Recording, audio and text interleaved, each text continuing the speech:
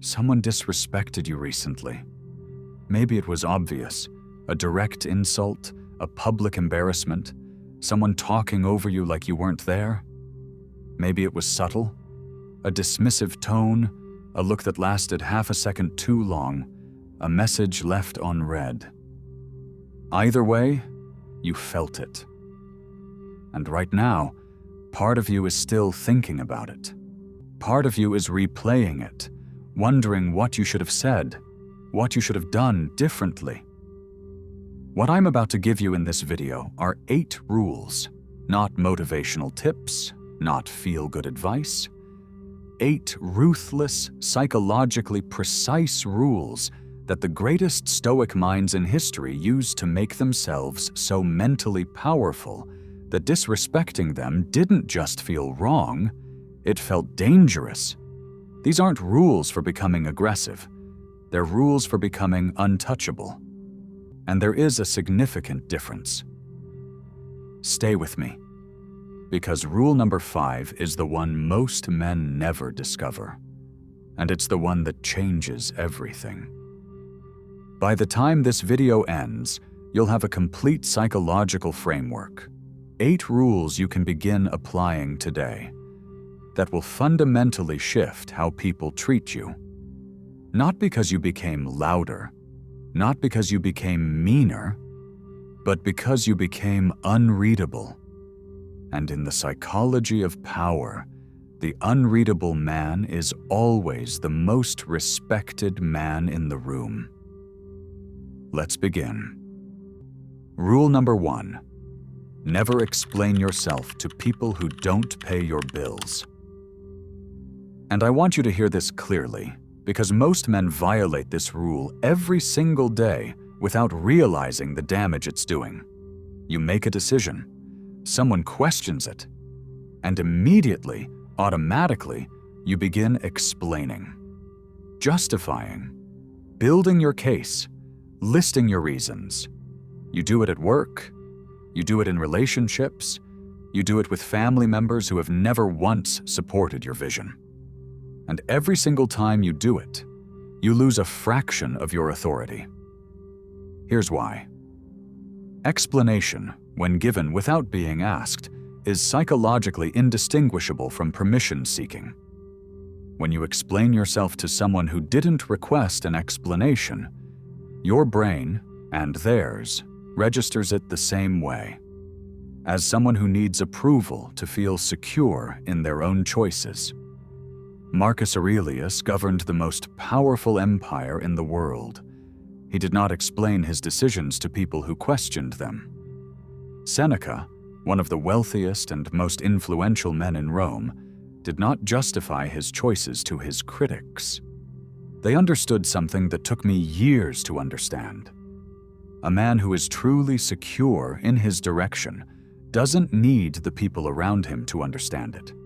He needs them to respect it. And respect, real respect, is never built through explanation. It's built through consistency. Starting today, when someone questions a decision that affects your life and not theirs, your complete response is 4 words. I've thought about it. No story, no defense, no justification.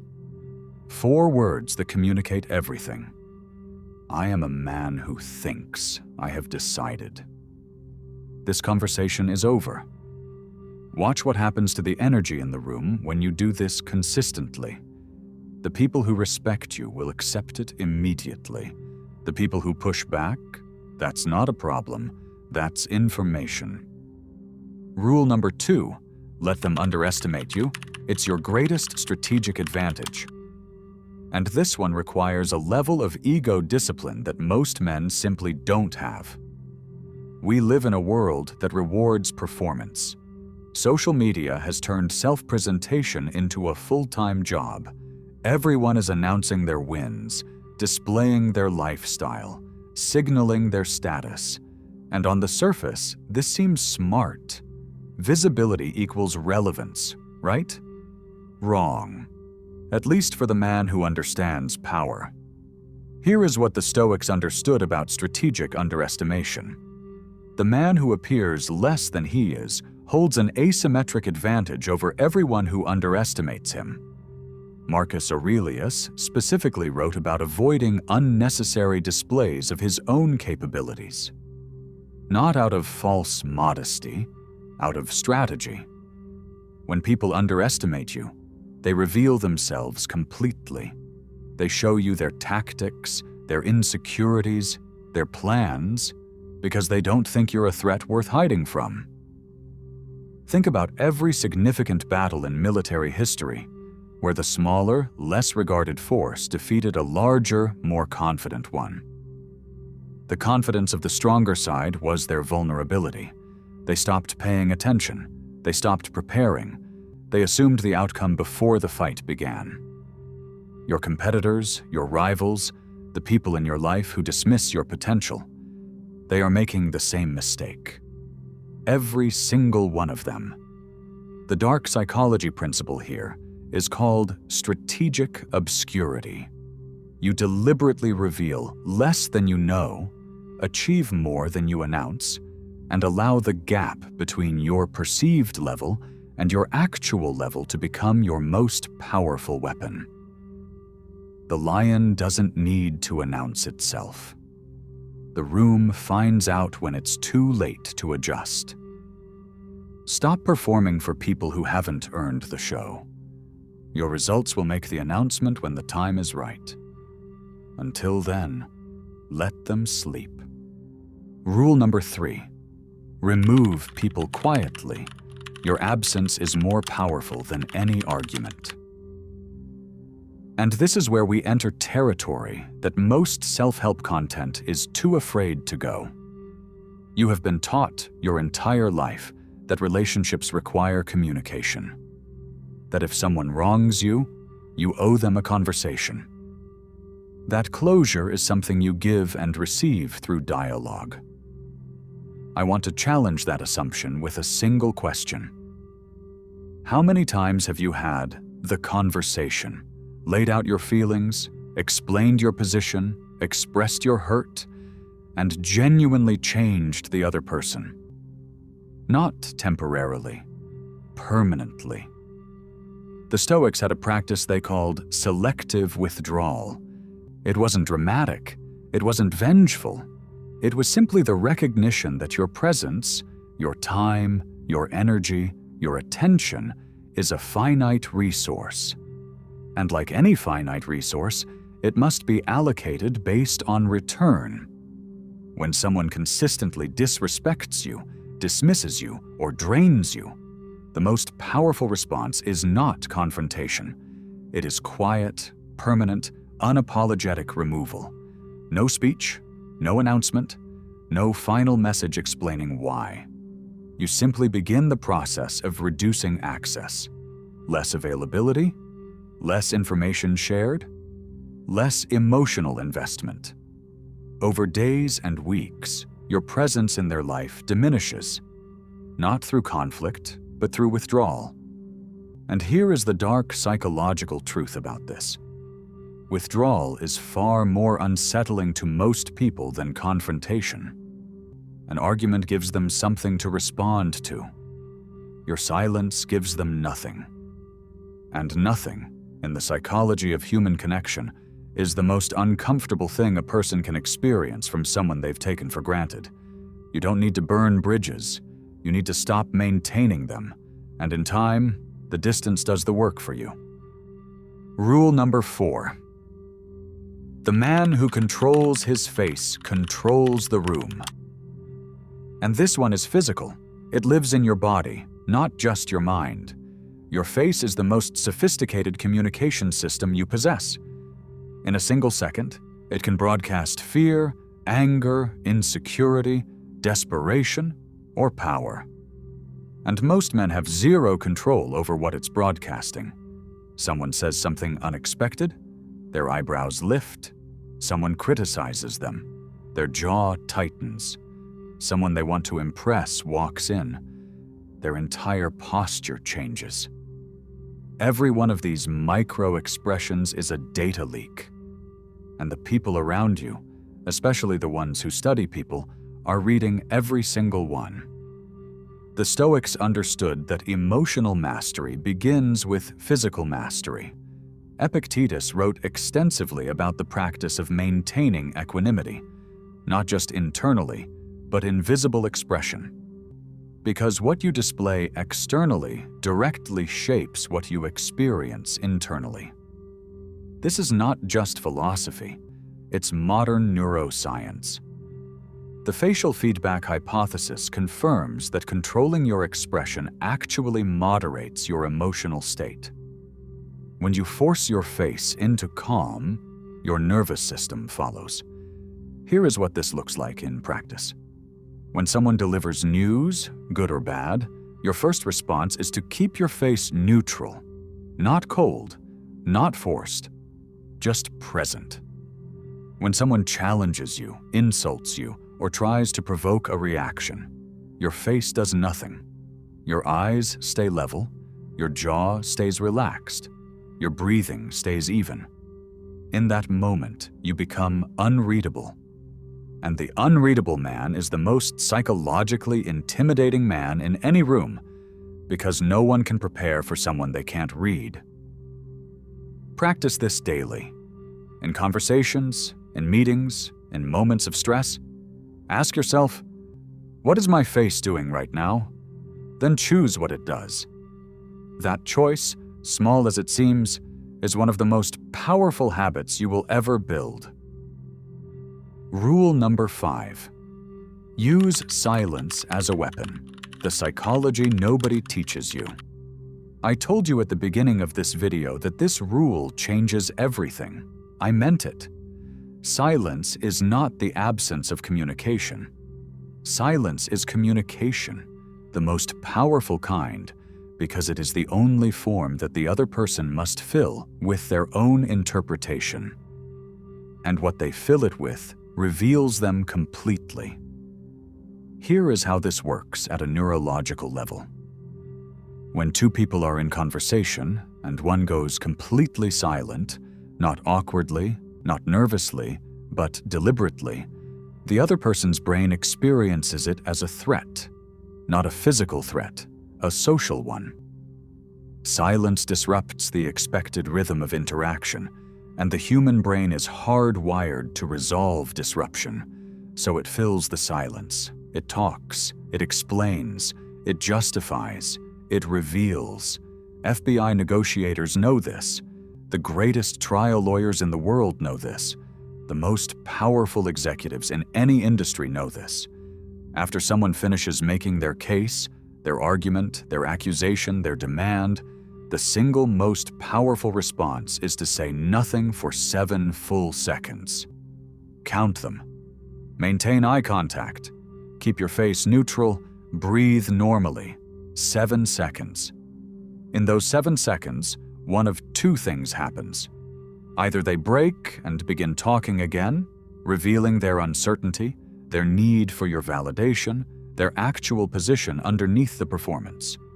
Or the silence holds, and in that holding, you establish something wordlessly that no argument could ever establish, that you are completely comfortable without their approval. Machiavelli understood this. In The Prince, he wrote that the wise man speaks only when speech gives him an advantage. Every other moment, silence, not passive silence, active silence, deliberate silence, silence as strategy. Start using it today, in negotiations, in conflicts, in any situation where someone expects you to react. Pause. Count to 7. Let the silence do what your words never could. Rule number 6. Never chase. What is meant for you will find you. And this one will challenge something deeply embedded in how most men think about success. We have been conditioned to chase. Chase the promotion, chase the relationship, chase the deal, chase the approval, chase the validation. The entire architecture of modern ambition is built on the assumption that value is acquired through pursuit. And while effort is absolutely essential, there is a specific kind of chasing that destroys men. the chasing of what is not meant for you. The Stoic principle here is called amor fati, love of fate. Not passive acceptance, but active trust in the process of alignment. When you chase people who are not choosing you, you communicate scarcity.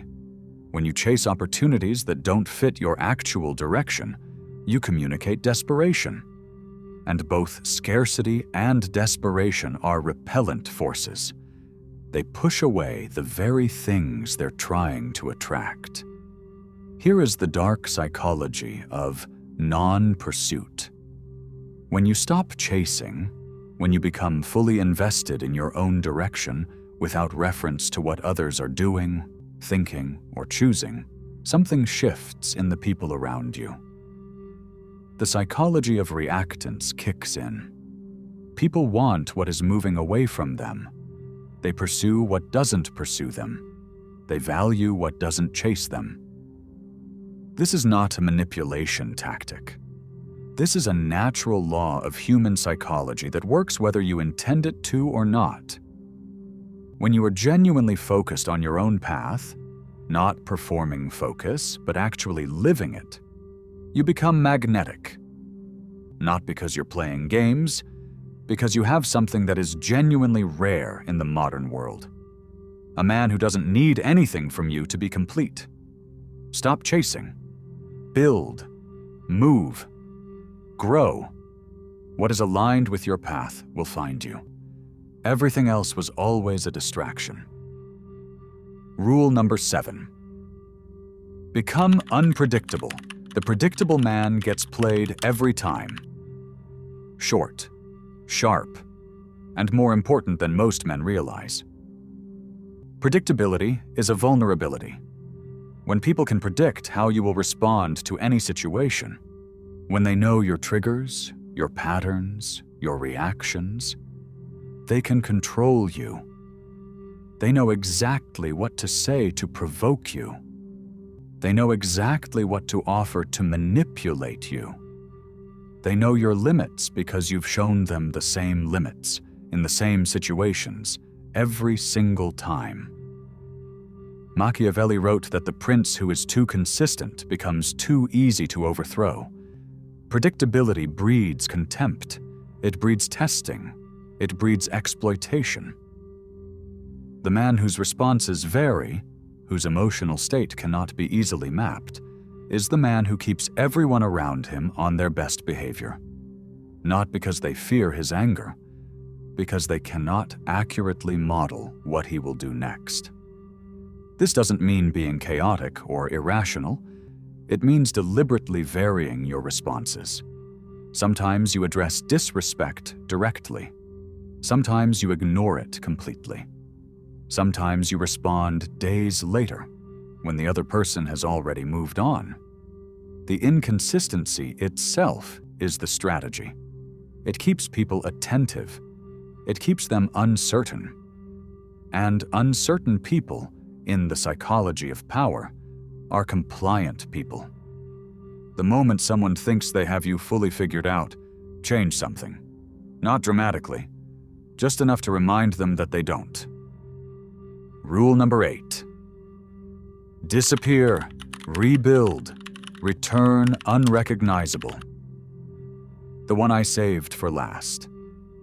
Because this one is not a tactic, it's a philosophy, and it will only make sense to the men who have been through something that broke them. At some point in your life, maybe recently, maybe years ago, something collapsed. A relationship ended, a business failed, a person you trusted showed you who they really were. A version of yourself that you'd spent years building turned out to be built on the wrong foundation.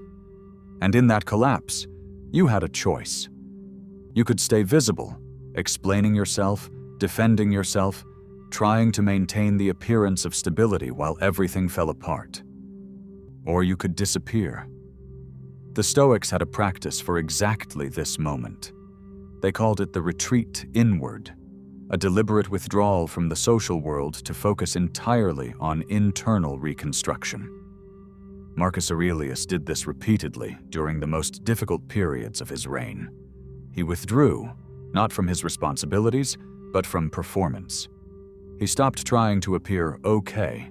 He went to work on actually becoming okay, and every time he returned from that retreat, he returned as a more formidable version of himself.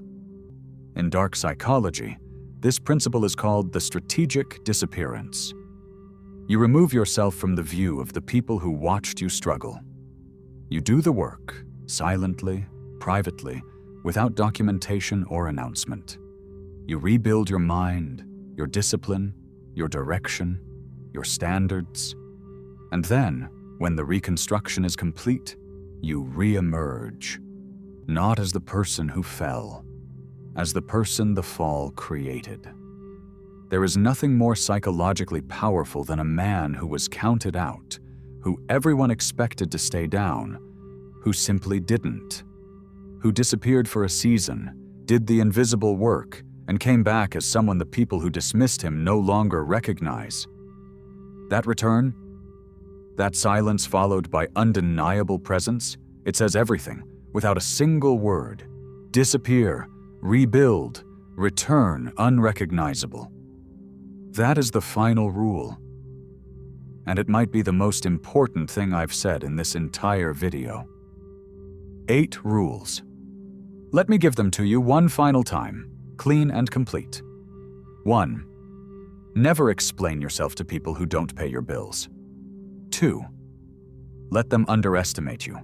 It's your greatest strategic advantage. 3. Remove people quietly. Your absence is more powerful than any argument. 4. Control your face. The man who controls his expression controls the room. 5. Use silence as a weapon. 7 seconds of silence reveals more than an hour of conversation. 6. Never chase. What is meant for you will find you when you stop running after what isn't. 7. Become unpredictable. The predictable man gets played every time. 8. Disappear, rebuild, return unrecognizable. These are not rules for becoming cold. They are not rules for becoming cruel.